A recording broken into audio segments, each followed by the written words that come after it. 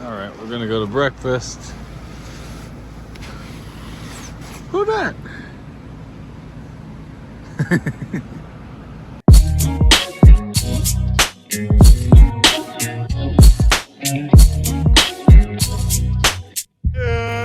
All right, it is Tuesday, February 2nd, I believe. Anyway, first day back in the salon after a very good weekend. No vlogging over the weekend, but I missed it. But it was refreshing to not have to do anything. But beginning of the month also means that it's the end of the month. And so that means that I've got to get everybody's month-end numbers to them. So that's what I'm working on this morning. Came in a little early. Dude, that stuff is going to fall.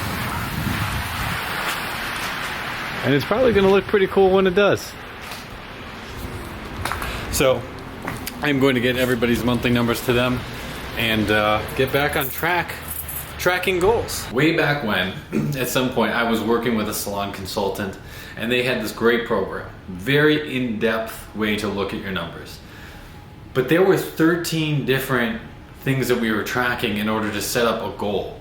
And just as a creative and as a stylist and service provider, you are focused on what you're doing with your guests. You're trying to provide an awesome experience. You're trying to make powerful recommendations that they're gonna love at home. You're not thinking about 13 different things that you are supposed to be checking in on with different ratios and different algorithms or whatever you're supposed to be tracking. And so that was why we've slimmed it down to tracking those 3 things, because 3 things you can keep at the top of your mind, I think, while you're working.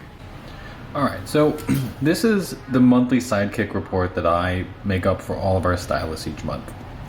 I know that I've showed portion of this before, but this is the monthly version versus the weekly version. And so this is to recreate what is on the Apple Watch in terms of your fitness goals. What I'm trying to visualize here is a fitness of the business for our stylists, okay? So in this particular stylist, their service goal is $600 per day, and for this past month they did $591 per day, so they were at, roughly 98% of their goal. Services per guest, they want to be hitting 1.7 and they hit 1.9, so that is 100% filled. And then over here, the request rate, we'd like to see them 80% requested. So coming off of that stylist reputation or having people come back, and they had 96% coming back in. So that is 100% filled. On this page, then what we will do is track it monthly. So each month we will keep a record of what they did for that month. If they hit those 3 goals for 3 months in a row, then they are eligible to move up. On this side, we keep track of our monthly challenges. And so these are more of like the fun ones where we give a prize, a gift card to go out and get dinner or lunch somewhere. All right, and so we'll keep track of those all together. This next page, we literally look through each individual day, what they did for their service totals. The blue ones are ones where they hit their service goal on that day. And then we keep track of what their best day of the month and what their best day of the year was. Over here we track their monthly services as well as their gratuities for them. And then here we break it down by category. So how much came from blonding, how much came from texture services, design floors, so that would be like cutting and styling services, treatments, etc. And then over here we look at their traffic breakdown. How many people are coming in based off of their reputation versus walk-in traffic. So now let me share a little method to the madness when it comes to setting up those goals, or KPIs as some people refer to them, which is key performance indicators. First one was service dollar per day. How do you even determine how much should be the service dollar per day? Well, my philosophy is I'm actually using service dollar per day to kind of compensate for how booked is the stylist. And so I know for our business the operating costs that we need to be producing per minute. Now I can take that out and look at an 8-hour day. Now, people are not going to be booked 8 hours every single day, nor do you want to set up your business to function on max capacity.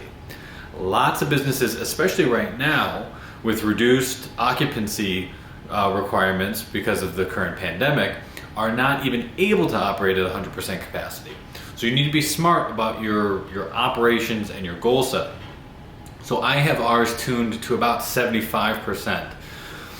So I can take that number, so my dollar per minute that I need to get, multiply that out to an 8-hour day, and then find 75% of that, and then that becomes the goal for that person.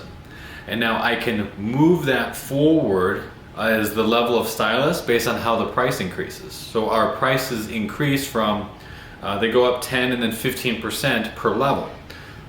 So that's how I'm able to formulate the service dollar per day that people are looking for. The next ring is our services per guest. Now service per guest is important because what I really want to do is emphasize getting people attached to a second service. If they want to, I want to make sure that that's also understood, is that we're not really pushing services, but we want to get into the habit of making the best recommendation for our clients. If somebody doesn't want to color their hair, totally cool, we can keep doing haircuts. But we want to at least get into the habit of making an offer or a creative suggestion as to how those additional services might help. And even if somebody doesn't do color, there's still treatment options, there's still other things that they can do in the salon.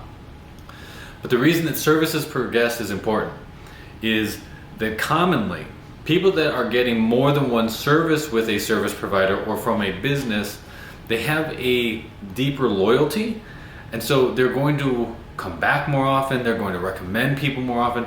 And so the people that you see that have like a 1.8 to almost 2.0 services per guest, they generally are more successful stylists because they are providing more service to individuals.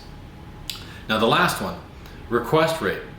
The reason that we watch that is that I want to know, are people coming back to see somebody, because that's a good sign that clients are enjoying their experience and coming back.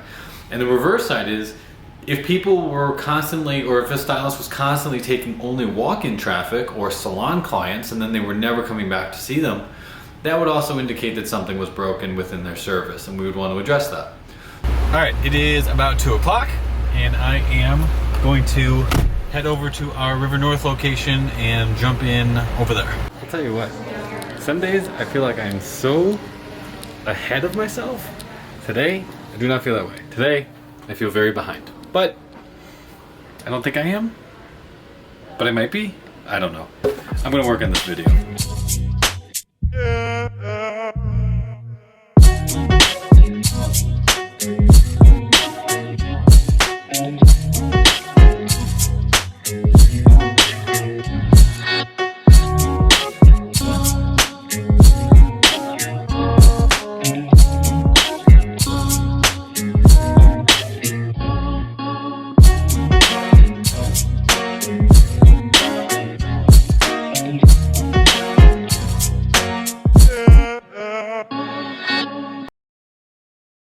Alright, so I love how that video came out. So, honestly, fast forward a little bit. It's about 8:40. It's the end of the day. And I know that I didn't get as much of my day in the vlog today, but I do think that there was a lot of great insight into KPIs and everything in the morning. So there's some value.